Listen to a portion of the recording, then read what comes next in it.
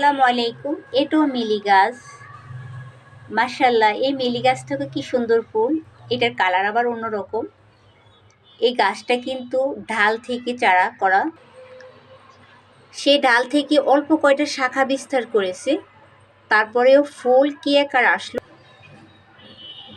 এটাও অনেকগুলো ফুল।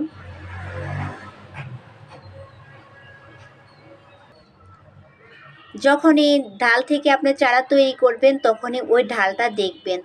ভালো ঢাল দেখেই আপনি যখন চারার জন্য প্রস্তুত করবেন, ভালো ঢাল নিতে হবে। এই গাছের গোড়ায় কিন্তু অনেক খাদ্য দেওয়া আছে, কারণ হচ্ছে এই ধরনের গাছগুলোতে ভালোভাবে খাদ্য দিতে। টবের মাটি থাকি সীমাবদ্ধতা, কারণ টবের মাটিটা তো এখানে শুকনো গোবর রয়েছে গাছের গোড়ায়, ডিমের খোসা রয়েছে, কলার খোসাকে ছোট ছোট পিস করে দেওয়া হয়েছে। এগুলোতে প্রচুর পরিমাণ আয়রন এবং ক্যালসিয়াম, পটাশিয়াম, ফসফরাস রয়েছে। এতে গাছকে খুব সতেজ এবং স্বাভাবিক রাখতে খুবই উপকার করে। কারণ